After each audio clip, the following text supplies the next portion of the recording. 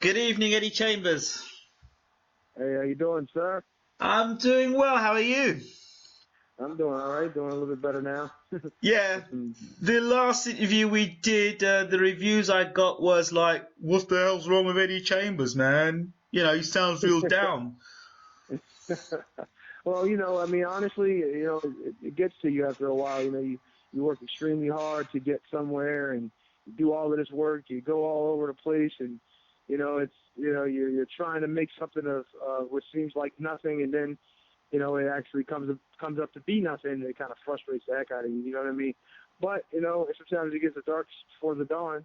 You know what I mean? It's the nastiest rain, and all of a sudden the rainbow comes. So I guess you know what I mean. You can get something beautiful out of something bad. I guess so. Maybe now all the struggles that me and my team and different people that I work with and supporters of mine can finally get a little bit of some sunlight here.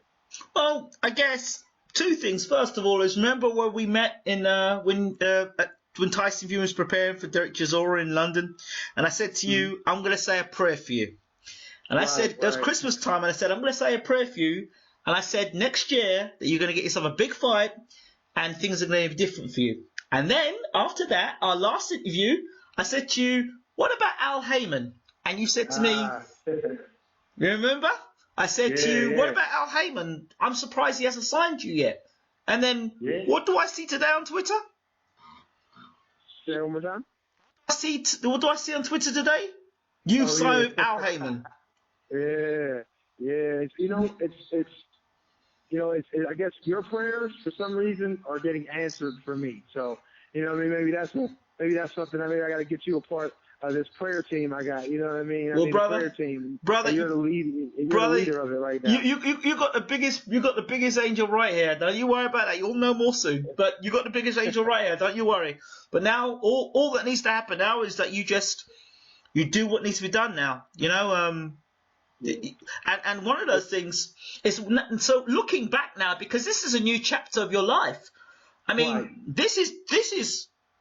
I don't know if I can speak for any other part of your career, but certainly Al Haymon, in terms of getting you the big money fights and being able to maneuver you around in certain places, I guess you would have probably learned from the mistakes previously you made in your career for now, correct? Yeah, no question. So does that mean, was it hard to negotiate with you? Because a lot of people would think, oh, Eddie Chambers ain't getting fights because he isn't being easy to negotiate with. Is that the truth, or what's it from your end? Not at all. It's even though there's been a lot of fights I've taken, honestly, right, with for monies that other people would say, you took it for that? What? Like, I'll give you an example, and maybe I shouldn't say it, but I don't even give a damn anymore, man. I don't care. But when I fought Samuel Peter on ESPN some years back, actually one of the fights that got me into getting me the world title shot against Vladimir Klitschko. And remember, Samuel Peter at that time had just only lost to Vladimir and Vitaly Klitschko, right? And I was one fight removed. He was one fight removed from being heavyweight champion of the world the fight before. So I fought him for an adjusted purse of $15,000. It was $20,000. But whoa! What? Yes. Excuse me? I fought Samuel Peter, former heavyweight champion of the world, one fight ago. I fought him for an adjusted purse of $15,000. Yes, $15,000. That and that broke down all the way to a grand total of $5,000. A grand. I'm sorry, I said grand total like I was going to get bigger. My fault. No, I mean a net purse of I want to say $6,000. No, that makes about sense. Yeah, you got to pay your promoter and your manager and and trainers and that's fighting a former world champion. One fight before he was, if I get lucky and something happens, I'm fighting Samuel Peter for the world title. I would obviously not have been fighting for that much, but that would have been a lot more. But when you look at that, I'm fighting the former heavyweight champion of the world. One fight, he would have still been champ for $15,000. But hold on. Now listen, people want to complain. He probably been asking for too much. He pricing himself out. Yeah, okay, I'm pricing myself out. No, I don't price myself out of situations. You know what I mean? I want the opportunity. I mean, I enjoy, you know what I mean, the sport. I love the fans and the people who support us, and just the whole thing, the whole shebang, the whole thing.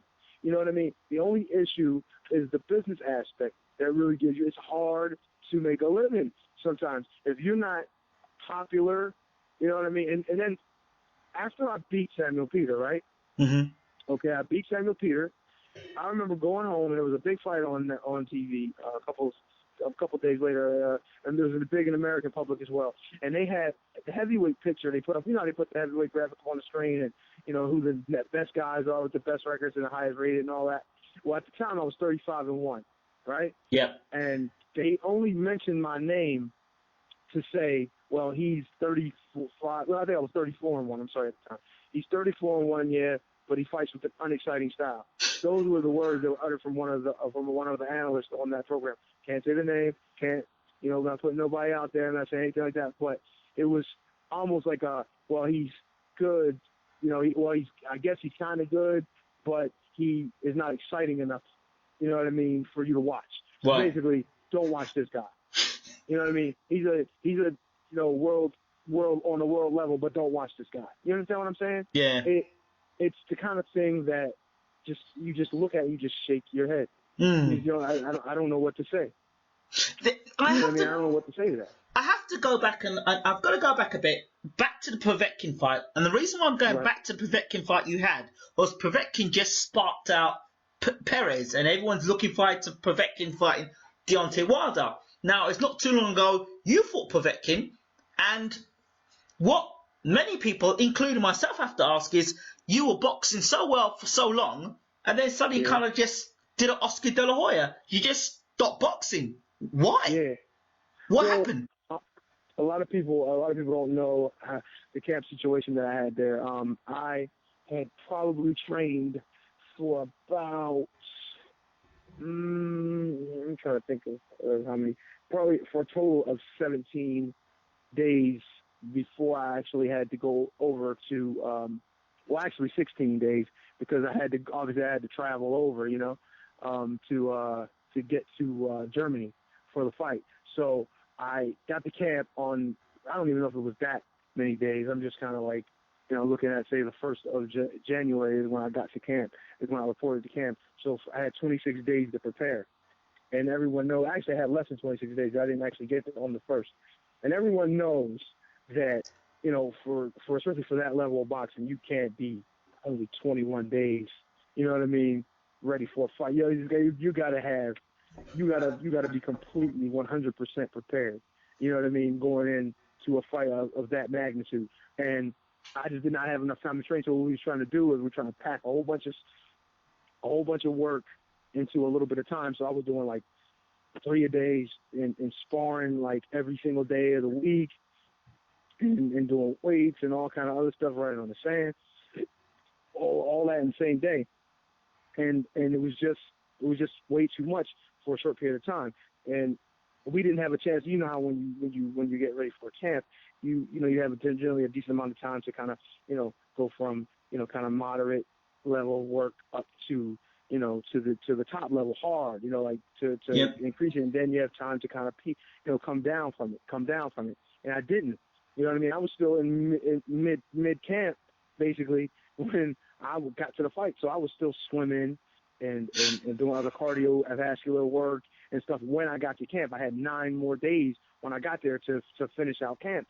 And by the time you get to a fight, you're not supposed to be doing anything. You're supposed to be, at the most shake out a little bit, hit the pad some, stay sharp.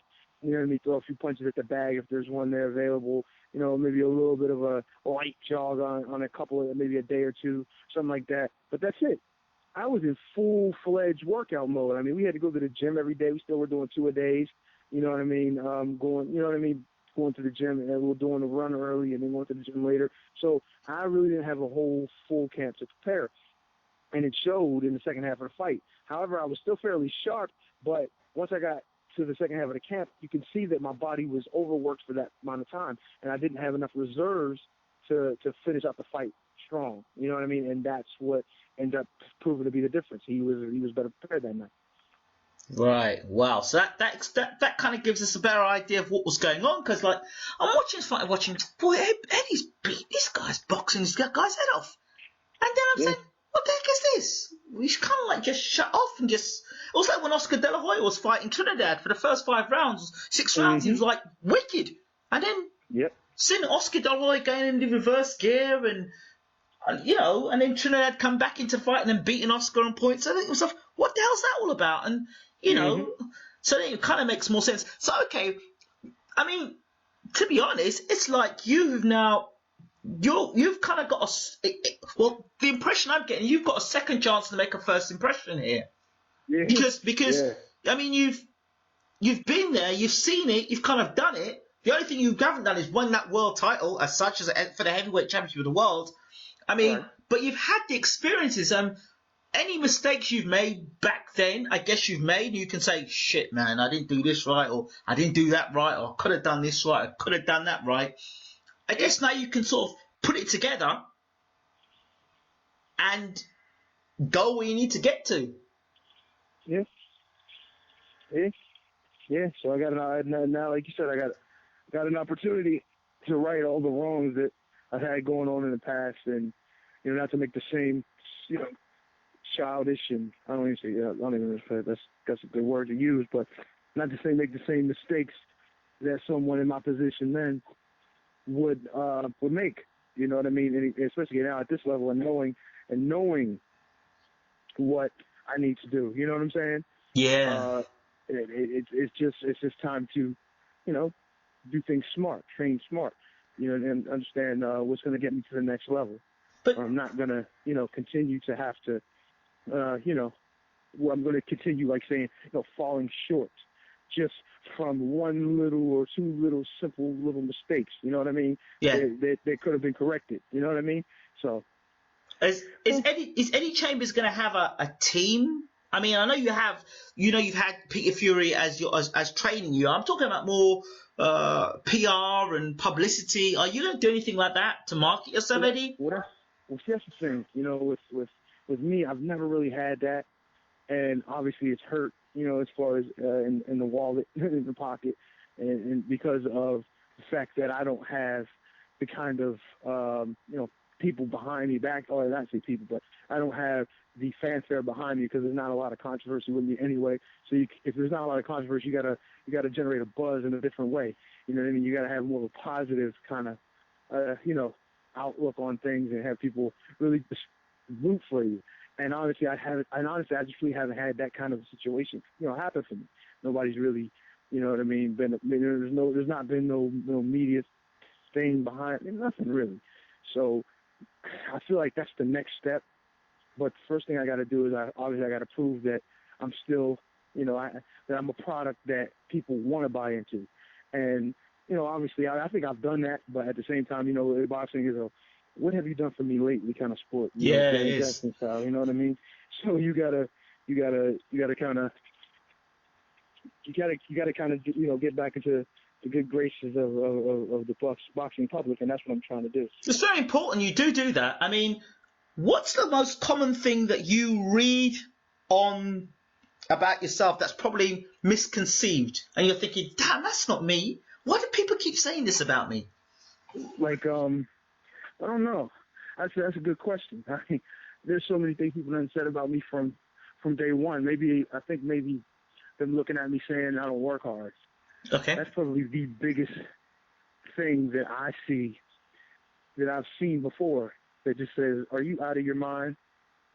People don't understand that I've worked as hard as anyone in boxing or in any sport for that matter, and had to deal with all kinds of things. Talking as far as negative,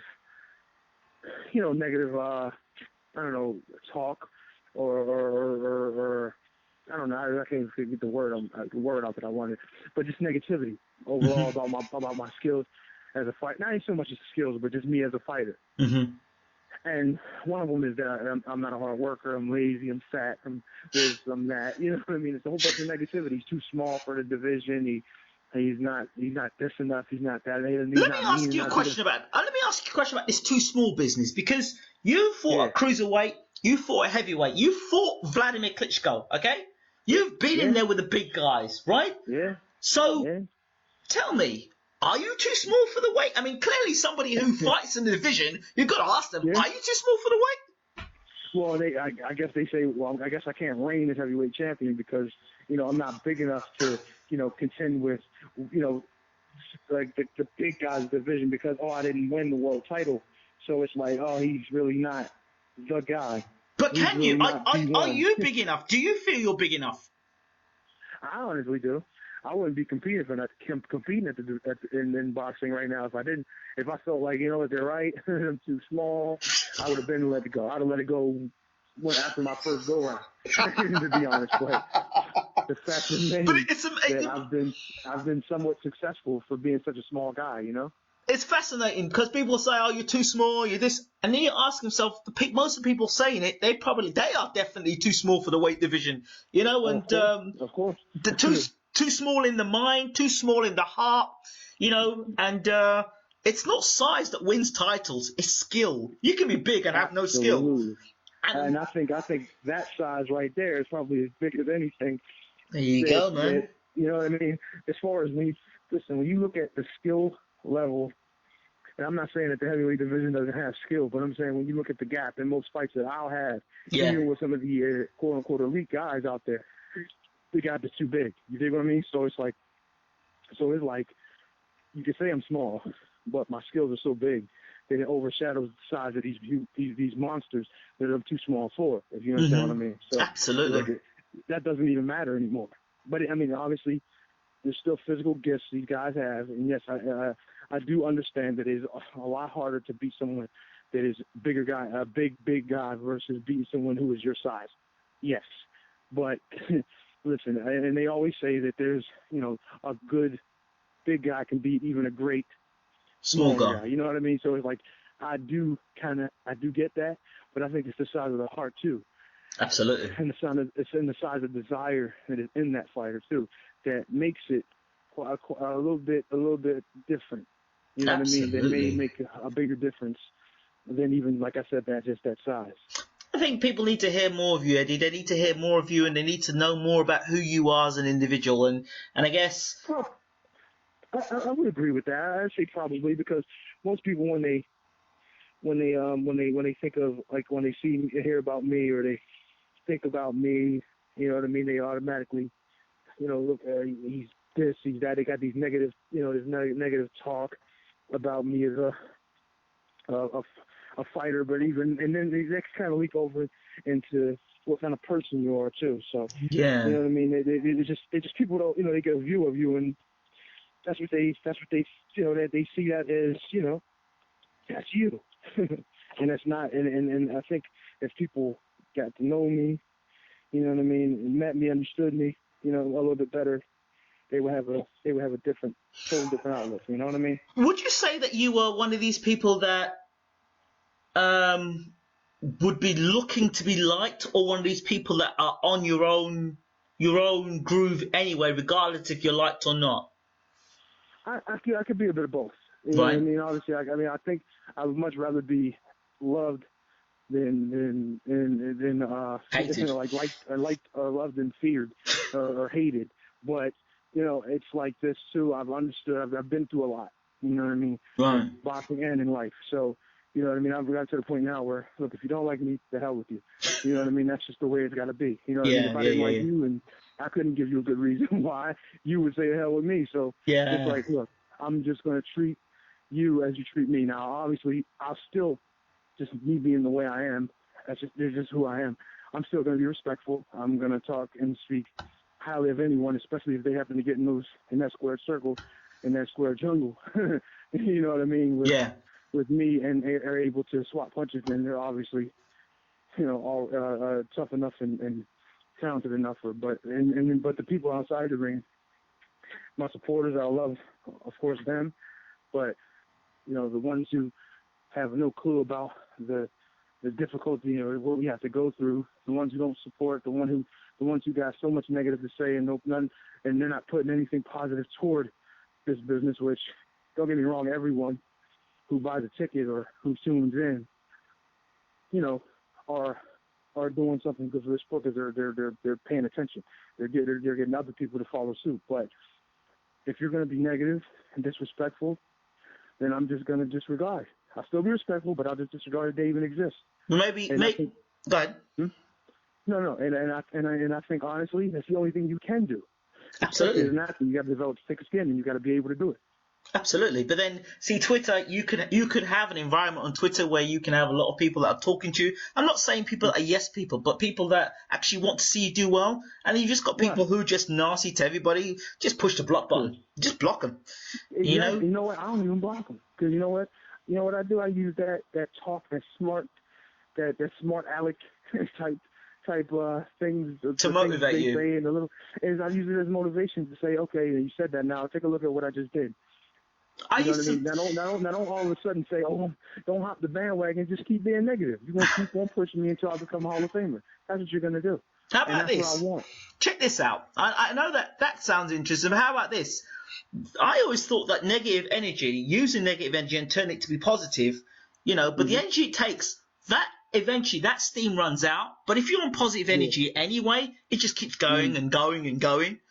Because I used to use that negative energy myself and say to myself, you know what, I'm going to use this negative energy and I'll be the best that I can be.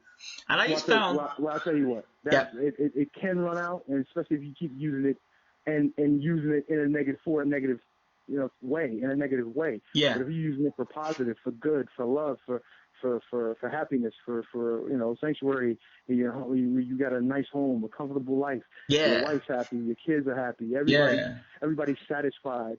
That's the motivation that, you could take that negative energy from those other people and put it into positive energy for you to make your career turn into the kind of career that you need to support that home life and your friends and then your fans who are supporting you. For every negative comment, I like to look at it as 2 positive comments.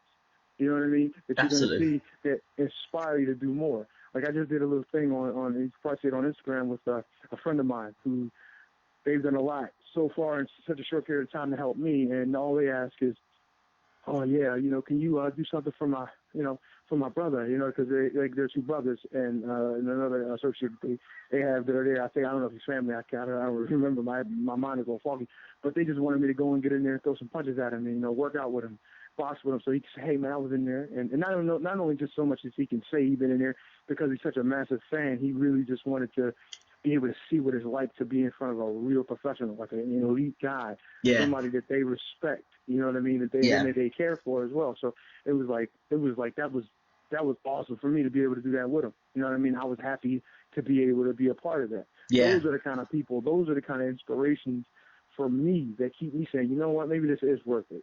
You know what I mean? Not the negative comments as much as those. The negative comments, you can say, so I can point at you and say, yeah, you said that, right? Okay, thank you. And then you can go on, but the positive comments, you want to say, I knew you was going to do it from day one. That is what the real deal is. That is what gets you up in the morning to work out when you don't feel like it. That's what gets you to go hit the bag a few more rounds or whatever it is you might need to do that you may be lacking in. Those are the inspirations you need. What do you think that Uncle Bashir will be thinking right now, knowing that you signed with Al Haymon? My man back here? Yeah. He knows. I've already been talking to that's my man. He look, I try to keep a conversation, a line of communication open with my man. Absolutely. All the time. You know what I'm saying? He knows how important it is, and he's like the kind of guy that is there for me one way or the other. If I needed him, like if I say I couldn't get over, you know what I'm saying, to work out with Pete or whatever, that's my man. I mean, I ain't training with nobody else in the world but these guys. You know what I mean? That's the team that I have, and he's one of them. Fantastic. You know what I mean? Peter and Team Fury is, that's my team as well. But these are the people that I want to surround myself with. People who, regardless of whether I'm successful or not, are still going to be in my life. That's the kind of people I want to be around. Fantastic. Peter doesn't need me for no living. You know what I mean? He doesn't need anyone for anything. But he does it because of the love of the sport and the care he has for the people around him. They don't want to surround themselves with people who aren't liked. They don't want to bring somebody he can't stand just because he want to make some money with them. No. That's not how it works with them. And I understand that because I don't want to do that either. I don't care how big of a situation. Now, I don't know Al Haymon. or nothing like that. I don't know him personally, but as a business person, I don't have anything against him, so we can go and make money together. We don't got to be best friends or even acquaintances, but so much, but to some degree.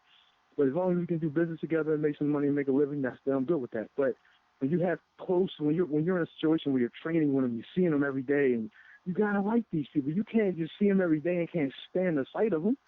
You're not gonna be able to work properly. Absolutely. So that's why I want to surround myself with those kind of people, with Bashir, with the Fury team, with my man Johnny, with my family here at home, with Mario, Arnetta, all these people, all these names that I mentioned are people that I can literally call and say, I'm hurt, I need a couple of hours. Okay. And it'll be on its way. Excellent. Those are the kind of people I want to surround myself with, because I know I would do the same thing for them, and that's the kind of people that I want around me. Excellent. Here's one. The vision. What is the vision for Eddie Chambers? And I don't mean that from yourself. I mean that more in the sense of, because Al Haymon is a very shrewd man. He's got a vision. So, he's got no problems putting his own fighters together. And as I'm talking to you, I'm thinking, Al Haymon, Deontay Wilder, heavyweight. Right. Eddie Chambers, heavyweight. And the brain just starts thinking, would he put those two together to fight? Would it be interesting? It would be interesting, wouldn't it? Yeah, absolutely, would be. This is the thing. I like that. You know what I'm saying? I like that there's no boundaries. You know what I mean? As far as trying to make fights and make events happen, and obviously putting two of his bigger name fighters. Now, granted, we all know, I'm not going to be stupid here, and of course we know Wilder at this point is on the uprise. He's a big name. He's this and that. I'm not 100% sure that they will want to put him in with me right away, not knowing what I'm going to be able to do with him, or not knowing what he's going to be able to do with me. They're going to be smart businessmen. They're going to say, okay, well, let's test this out. Let's see what's going to happen here, and see whether or not that even if we decided to do it in the future, right? Yeah. that it would be something that they can benefit off of if either guy wins. You feel what I'm saying? Yeah, I feel that. It only makes sense to put two top guys. If you have two top guys, especially if I go through and wipe the floor with these next few guys before that fight, and boom, I'm back up on top level again, and I'm one fight away, or I'm at the fight where I can fight somebody like Wilder, and for them to match that fight up, it has to be financially, it has to make financial sense for them to say, well, we're going to take our horse that is possibly going to, have a real big time future as one of the top guys of this next generation heavyweight. If we're going to say, okay, well, I'm going to put him in with a guy who's nearing possibly the end, even though he's on a real hot streak, and he may be the recipe to defeat this young lion that we got here. Yeah. Should I do it? Is it going to make sense? That's what we have to see. Will it make sense?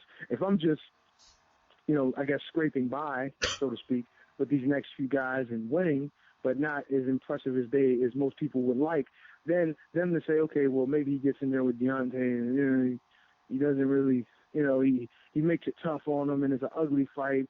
He's got skills, but he hasn't been looking impressive enough to maybe get people interested enough in the fight to, to say, okay, well, there's a lot of chance here where this guy can make us some money. If it's just like, well, they think he's going to be feeding, Deontay, another one of these old guys or whatever, then they're not going to be interested.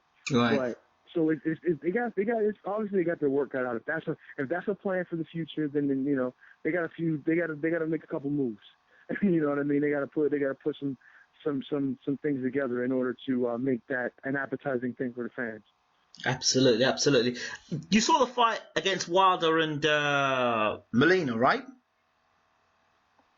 You say who? Malik? Wilder and Molina. Did you see the fight? Oh, Molina. No, you know what? I've actually seen different parts of it, but I haven't seen the whole thing because I was actually out at that point and I couldn't even watch it. I was kind of upset. I hadn't had an opportunity to watch it. Okay, so I family things, and sometimes all the time, family comes first. So you got to deal with that part. Okay, so I won't ask you too much about that. But okay, one thing you can talk about it. I definitely would love to hear about it. Okay, well, no, I was just going to ask you the fact that it was just an analysis, really. It was amazing because The same people that were saying the night before, Deontay Wilder was a beast. He was unbeatable. He was going to destroy the Klitschko's. He was second coming of Muhammad Ali. He was the next coming of Mike Tyson. He was nobody could stop him. And then he gets rocked by Molina and goes 9 rounds with Molina and doesn't look too great. He's now vulnerable, and everyone in the heavyweight division can beat him. I mean, you know, and these are the same people who are now jumping on the same bandwagon with Anthony Joshua, saying he's unbeatable, he's unstoppable. Let Joshua have a little shaky fight, and these people's faith disappears.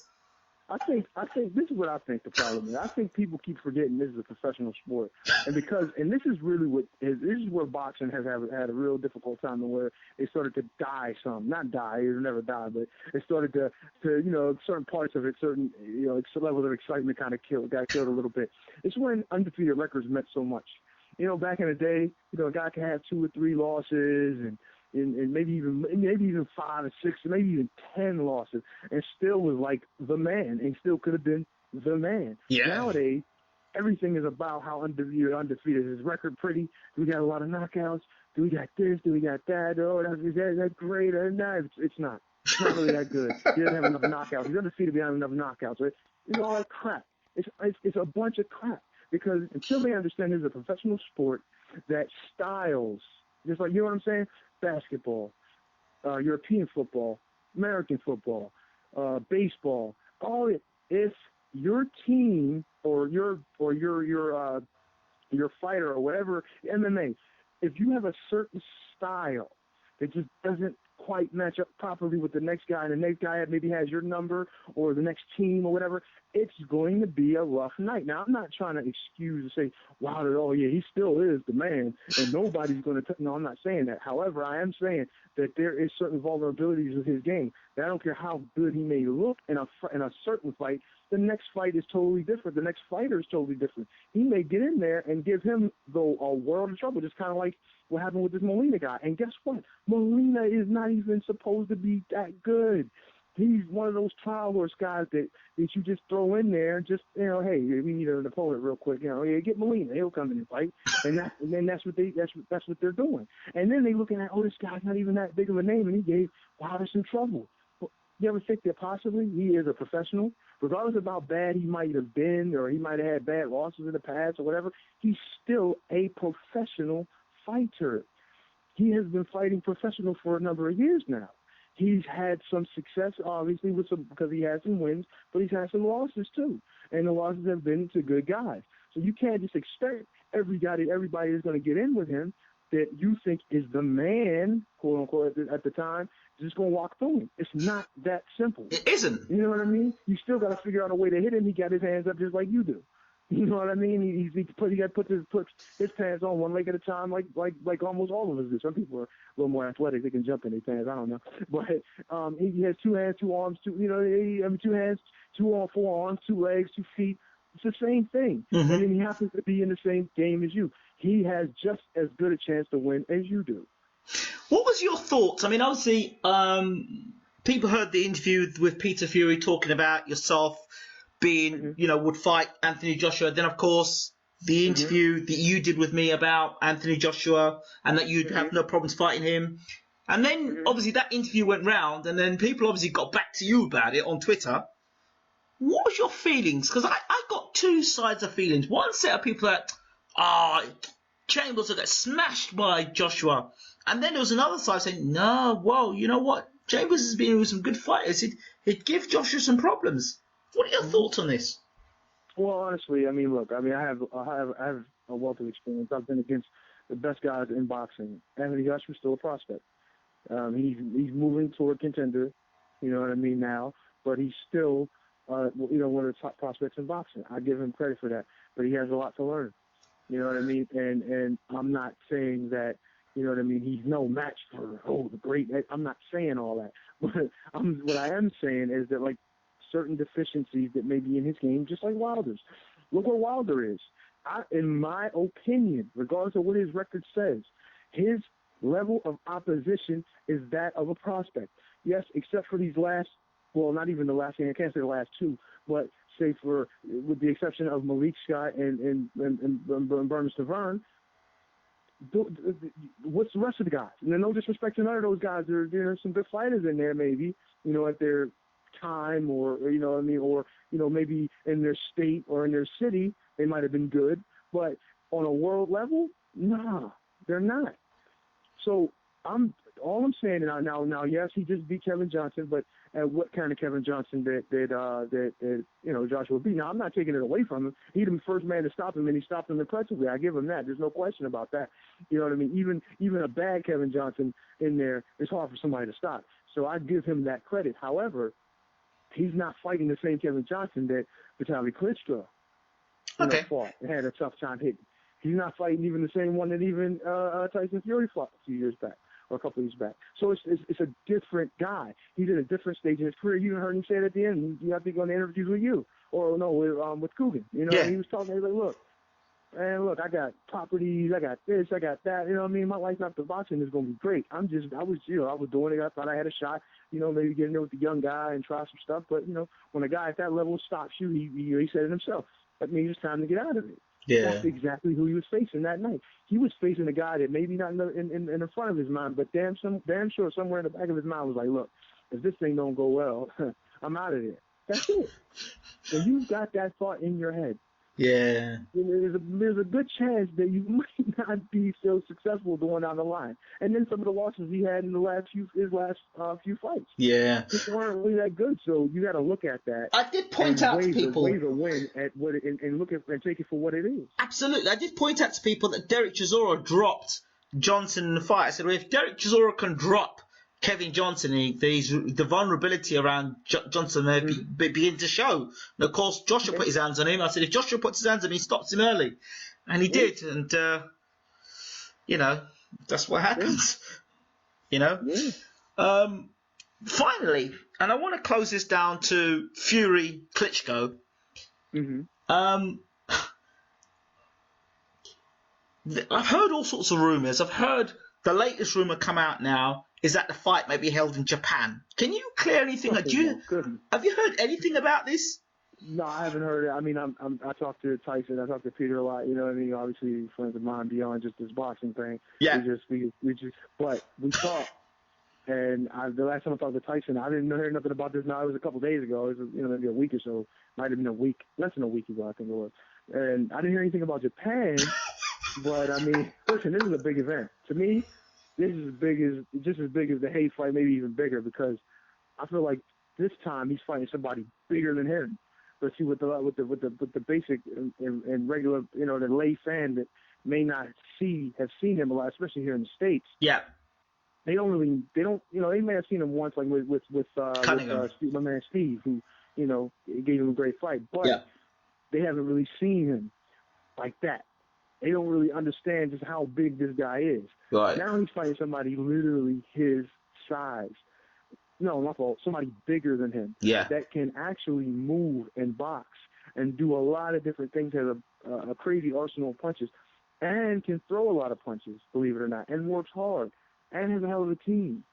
A lot. See, look, this is now, Vladimir is going to be looking almost in a mirror at a team that's put together like his. You know what I mean? Yeah. Got people in the right places. Got game plans going into fights. Has a horse that they can ride all the way to, millions of dollars. You know what I mean? Who knows? He has a personality to do that. You know what I mean? So now he's looking at a guy that's like, damn, this guy is really a challenge. This is a hell of a fight to make. You know what I'm saying? Especially at this stage in his career. Vladimir's not no spring chicken. He's not, he ain't 21 no more. He ain't 25 no more. He's been around the block a few times. So now that he's looking at this young 26-year-old future, he's looking up like, damn. And this is the first time he's really gonna be looking up, literally looking up. Yeah. It's a lot to think about.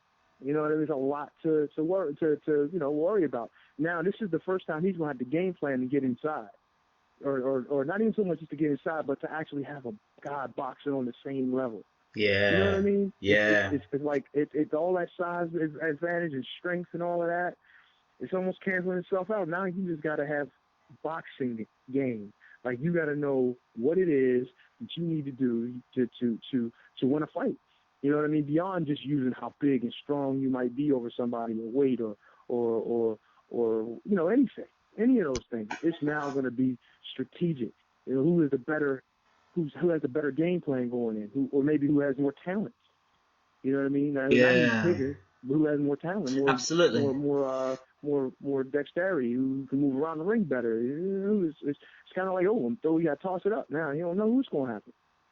Hughie Fury, who very much is on the kind of like, I don't want to call him the undercard, but very much quietly moving up the heavyweight rankings. And his father has made no bones about it, that he's quite happy to put Hughie in testing meaningful fights. The way they used to build heavyweights, you know, fight tough opponents to get testing fights, to test yourself, to see how good you really are. What are your thoughts about Hughie Fury? Obviously, you've seen him up close, you've sparred with him. How good is he as a talent? I hate it. I really hated sparring him. I'm just gonna be honest. I hated it. Honestly, I hated sparring with both. Well, obviously, I hated sparring with both of them. Yeah. But I mean, of course, Tyson. You know, Tyson makes it good. But I hated sparring him because the thing is, you can't win with that. It's like, okay, if you get in and you don't do that great, man, he was only 19 at the time, or 18 or 19 at the time. Like, if you can't be letting this little kid do this to you. You know what I'm saying? It's not. Yeah. It's like, damn. So I hated it. So you're already getting in there, and it's already like you behind the 8 ball with everything. But no, to be honest, I mean, look, if I would have had that kind of sparring going into the Klitschko fight with him and Tyson, I would have had no worries. No worries. My game plan would have been solid, especially with Peter being the trainer. There would have been no worries out there. Look, whether I win or lose was you know, I wouldn't have been worried about it. I would have been prepared to do what was necessary to win that fight. Would have had a game plan going in. There would have been foolproof. There would have at least gave me a good shot at winning. You know what I mean? Wow. But to answer your question about Huey, he's a heck of a talent coming up. Great, great. For him to be 6'6", probably about 6'7" now, he's getting big.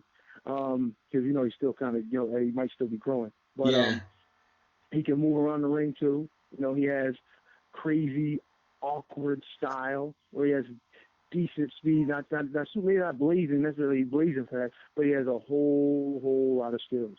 And then can take a hell of a shot.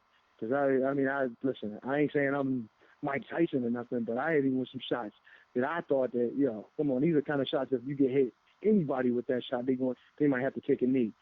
but like I said, he's a heck of a fighter. He's got a hell of a future. And he's only 20 years old. I'm so glad you mentioned Mike Tyson. Yeah. I heard he's going to be coming back to fight James Toney. I heard that too. Oh, Lord have mercy. Oh, Lord have mercy. The things that people do to generate a buzz. And listen, they may never fight. That may never happen, but just the talk of it is getting people drooling, even though they know these two guys are ancient as far as in the boxing world. Yeah. You know what I mean? As far as age is concerned. Not everybody's Bernard Hopkins. Not everybody can do that. Don't get twisted. You know what I mean? There's not going to be a whole lot of 50-year-old champions out there, believe that. But what I'm saying is, to think these two guys would be able to get in the ring and actually even look. Now, granted, we know that, you know, in their time, in their prime, these are two of the greatest fighters that ever put the gloves on. Yes. And I'm a humongous, I'm probably one of the biggest James Toney fans in boxing. I think he's one of the best skill fighters in boxing history. I'm not talking about barring none. One of the best skill fighters, and I'm talking about top 5. Right. Skill fighters in boxing history. But to think that they're going to get in there and try to put something together, I mean, I would be only interested in seeing it because of the, I don't want to say to laugh at them, you know what I mean? But it would be kind of funny to see these two guys with the AARP cards in their pocket. You know what I mean? That's something that we have here if you're over the age of when you're able to retire. Yeah. You know what I mean? When you're like 60-something years old. Damn. That's an exaggeration. But to see these two guys competing, it would be just funny. But hey, look, sometimes it's nice that if we can have a senior division. I would love to see some of these greats. You know what I mean? I would rather them wear headgear, but I'd like to see some of these greats get in the ring and swap punches. Yeah. Absolutely. I mean, I just think though that James Toney in Tyson's heyday would never have got in the ring with Tyson. I don't think. I don't think so. But with James Toney, the size of the lemons on this dude, you got to know what lemons I'm talking about. Yeah, I know you're talking about the cojones. Yeah, the cojones. There it is. That's better. I say that. But the size of the cojones on this dude, he would have gotten in the ring with anything. You might have been able to get Godzilla in there and give Godzilla a gun. And he would have just said, put some guns on. Yeah, but Eddie, Tyson. I don't know. But I'm saying maybe. Maybe. I don't know, because I would love to have seen Tony versus Hopkins. I would love to see. That's a fight I would love to have seen. I would have loved to see a lot. You know what? But it's like I don't know if it's the fighters themselves saying, "No, I don't want to fight him." Or is it the people behind them just saying, "I don't like that style matchup for you." Yeah. You know what I mean? I don't like the fighter for you because it's a good fight, but it's not a lot of money. And at that time, with Hopkins, Bernard was not a huge moneymaker at that time. Yeah. He needed a big name to get in there with, right? Yeah. And in order to make good money. You see what happened when his first huge payday was with Trinidad. Yeah. You know what I mean? Then bigger fights came after that. See what I mean? You needed a big name to do it. Even with Roy Jones. And Roy was fairly earlier in his career, but still, Roy didn't even get him to that point yet. Remember, he had, 1 million defenses after Roy then went up and became a star. He had all these defenses as middleweight champion, and I don't even know if he made $1 million. You know what I mean? In some of those fights until he fought that. That's what I'm saying. So it's a lot, man. It's hard to kind of say why Tony never took that fight or this fight or those other fights. You know what I mean? I think it could be just the circumstances and the fact that it didn't generate enough buzz for the fight to actually be made properly. Final question. Mm-hmm. Would you have ever fought in the prize fighter? Yeah. Honestly, I don't think so, man. I don't know. You know what I mean? If there was some kind of you know what I mean, I understand it's not a real prize, but it's just 3 rounds.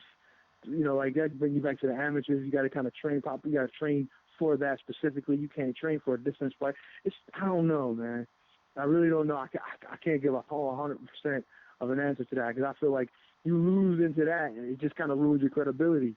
You know what I'm saying? And it won't be that you lose badly, you lose a 3-round decision to somebody, you know, who just happened to throw a few more punches in a certain round and got edge the round out on you, and you were just really kind of getting warmed up to the task, and then you lose. Then they said, "Oh, well, you lost to this guy. How could you let this guy beat you, even in a 3-round fight?" It's look, man, I'm used to fighting 12 rounds. Are you kidding me? I probably fought as many 12 rounders as a world champion, and I ain't even ever had a world title belt. I had one, but it wasn't, at the same level of the 4 majors, but. I mean, come on.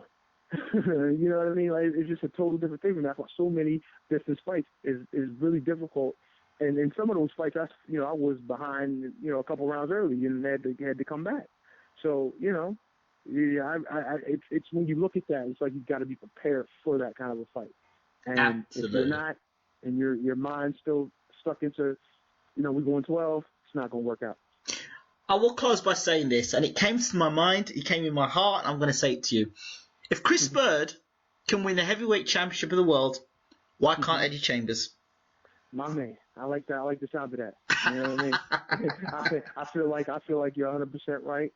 But I will say this though. Yeah. When Chris had the title, now granted he did beat Klitschko. There you go. You know what I mean? He kept it. I think he kept the title. When he beat Klitschko, he kept it. So I can't really say, oh well, he didn't have to fight. But you see, the one I'm facing, the one I would have to face now, is the one he lost to twice. So it's not the easiest. That's if he's still around. The easiest road, man. It's not the easiest road, but Chris, that's if he's still around. For him, he made it possible right now. I say is one of these small heavyweights. Holyfield, like him, Holyfield, obviously Tyson, those guys moving forward, especially in this era. I mean, moving closer to this era, I got to look at Chris Bird as one of the top guys, and really one of the guys who made it possible for people to even respect me as a heavyweight. You know what I mean? Absolutely. So he's a hell of a guy. Hopefully, I can only hope to be able to do what he did as a fighter. Absolutely. Eddie Chambers, thank you so much for talking to Bayloric TV. No, man, not a problem.